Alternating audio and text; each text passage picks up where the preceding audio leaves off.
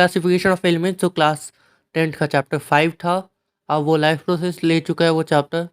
इस चैप्टर को भी डिलीट कर दिया था सीबीएसई ने, लेकिन हम लोग पढ़ रहे हैं। तो tip, try to remember like a story. इस चैप्टर एक स्टोरी की फॉर्मेट में याद रखना। रीज़न बिहाइंड दिस, क्योंकि इस चैप्टर में काफ़ी डेट्स है, काफ़ी साइंटिस्ट के नाम है, तो वो सब याद करने में टाइम लगता है। तो चैप्टर में आगे बढ़ते हैं। At present they are 118 element, 118 elements known, out of which 98 are naturally occurring. जिसमें से 98 क्या है, नेचुरली अकरिंग है। मतलब कि 20 एलिमेंट्स जो हैं वो मैन मेड है। All these elements have been divided into few groups in such a way that elements in the same group having similar properties of elements।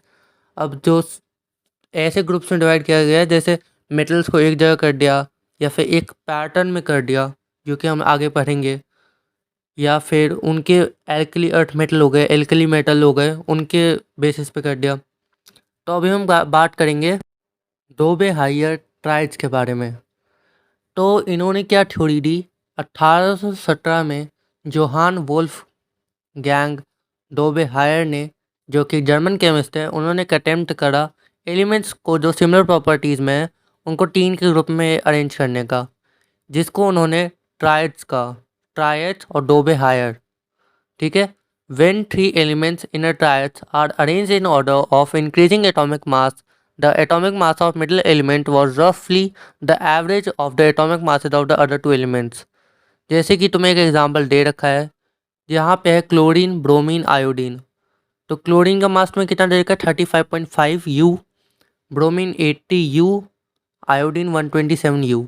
तो इसके अकॉर्डिंग Cl और आयोडीन का जो हम एवरेज एटॉमिक मास निकालेंगे वो bromine के लगभग आसपास आना चाहिए, जो कि एग्जांपल यहाँ पे देखो 35.5 प्लस 127/2 इज इक्वल टू 81.25, जो कि 80 के ही आसपास पहुँच रहा है।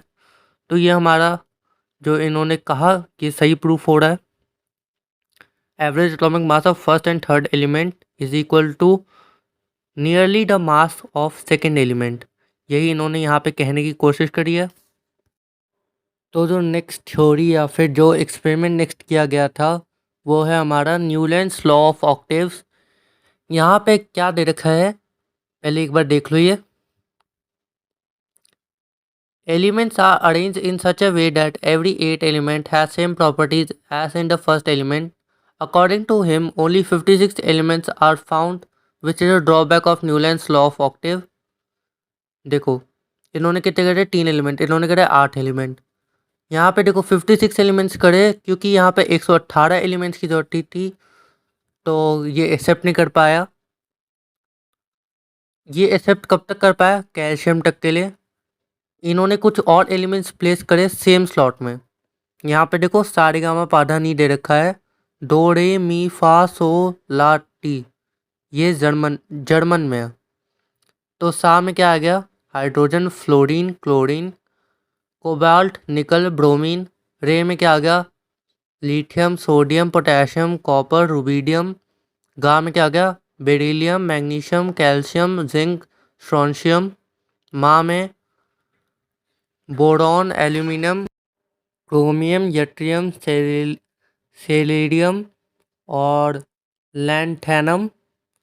पा में क्या आ गया, carbon, silicon, titanium, indium, zirconium. डा में क्या आ गया, सोडियम, सोडियम नहीं है, नाइट्रोजन है, नाइट्रोजन, फॉस्फोरस, मैंगनीज, आर्सेनिक। नी में क्या आ गया, ऑक्सीजन, सल्फर, आयरन और सेलेनियम। ठीक है। इसका जो पीडीएफ है वो आपको टेलीग्राम पे मिल जाएगा। तो जो नेक्स्ट आइडिया था वो मेंडलीव जी ने दिया था, मेंडलीव पीरियोडिक टेबल कहते हैं इनको। तो Mendeleev used atomic mass as the basis of arrangement of elements. According to him elements were arranged in increasing order of their atomic masses. It believes that there was a periodic reappearance in the physical and chemical properties। जो इसमें main line है वो ये है कि इसको physical और chemical properties के बेसिस पर अरेंज करना था। देखो तो एडवांटेज क्या थे इसके, इन्होंने कुछ गैप छोड़ दिए थे जिसमें अनडिस्कवर्ड एलिमेंट्स आ सके। Okay, this table also accommodate the noble gases. जो कि अभी तक नहीं कर पाए थे, क्योंकि एक ने 3 एलिमेंट करे थे, एक ने 8 एलिमेंट करे थे, तो इन्होंने नोबल गैस को भी कर दिया। Also corrected the atomic masses of certain element. यहाँ इसमें इन्होंने क्या करा, एटॉमिक मास सही कर दे कुछ एलिमेंट्स के जो गलत दे रखे थे। तो अब बात करते हैं लिमिटेशन क्या थी इनकी। तो पोजीशन ऑफ आइसोटोप इन्होंने एक्सप्लेन नहीं कर पाए थे। पोजीशन ऑफ हाइड्रोजन फिक्स नहीं थी, इन्होंने इसको ग्रुप 1 में प्लेस किया था, जबकि कुछ प्रॉपर्टीज इनकी हेलोजन से मैच कर रही थी। तो अभी के लिए मेंडलीव पीरियोडिक टेबल को मॉडर्न पीरियोडिक टेबल कहा गया है। D Mendeleev discovered the modern periodic table in 1869। According to modern periodic law, properties एक एलिमेंट की पीरियोडिक फंक्शन में इंक्रीजिंग एटॉमिक नंबर के साथ अरेंज करनी चाहिए। अब anomalies of modern periodic table. Anomalies क्या होते हैं?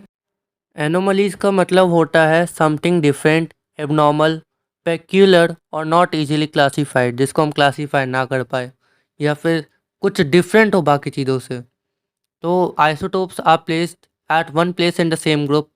There is no element between hydrogen and helium as atomic masses always come in whole number. देखो, हाइड्रोजन और हीलियम के बीच में कोई गैप नहीं छोड़ा था, क्योंकि जो एटॉमिक मास आता है वो होल नंबर पे आता है हमेशा। एटॉमिक नंबर को हमने जेड से रिप्रेजेंट करा, जो कि नंबर ऑफ प्रोटॉन्स इक्वल होता है एक न्यूक्लियस के। इसमें 18 वर्टिकल कॉलम है जिसको हम ग्रुप कहते हैं, और 7 हॉरिजॉन्टल रोज है जिनको हम पीरियड्स कहते हैं। Elements having same number of valence electrons are placed in the same group, जैसे कि हाइड्रोजन हो गया, लिथियम हो गया, सोडियम हो गया, पोटेशियम हो गया, रुबीडियम हो गया, केजियम हो गया, फ्रेंशियम हो गया। तो इन सब पे +1 वैलेंसी होती है। As we go down in a group, number of shell increases. Of course shell increase करेंगे, K, L, M, N, जैसे जैसे वैलेंसी बढ़ी उनको इलेक्ट्रॉनिक कॉन्फ़िगरेशन के बेसिस पे उनके सेल्स अलग होते जाएंगे। Elements having same number of occupied shells are placed in same period. Each period has a new electronic shell getting filled. Number of elements placed in a particular period depend on the point how electrons are filled into the various cell. इस pattern पर depend करता है कि कैसे उसमें electron fill किए गए हैं। ओके, तो मेरा सजेशन क्या रहेगा कि आप एनसीईआरटी कर लो दोनों की, एक 9th की मोल कॉन्सेप्ट की और 10th के आप पुरानी डाउनलोड कर लो। ठीक है, to find out number of electron in shell 2n² can be used, जो आपने 9th में पढ़ा था। के शेल में n=1 है, मतलब 2, जैसे हमने पढ़ा था K, L, M, N shell, उस पर n=1, n=2, n=3, n=4, उस पर हम पुट करते थे। तो पहले का आता था 2, दूसरे का आता था 8, फिर 2 इंटू 3 का स्क्वायर, 3 का स्क्वायर होता है 9 बटे 18, फिर 2 इंटू 4 का स्क्वायर, 2 इंटू 16 बटे 32। Okay, valence electron also determine the number of bond which is formed by an element. Valence electron determine करते हैं number of bond which is formed by एक एलिमेंट। कितने नंबर ऑफ बॉन्ड्स बने वो एक valence electron determine करने में help करता है। ये 2n² वाला फॉर्मूला तुमने ऑलरेडी पढ़ रखा होगा, काफ़ी सारे क्वेश्चन भी बनते हैं इससे। ओके, नेक्स्ट है trends in modern periodic table. Valency and valence electrons, atomic size, metallic character, ionization energy, electropositive character.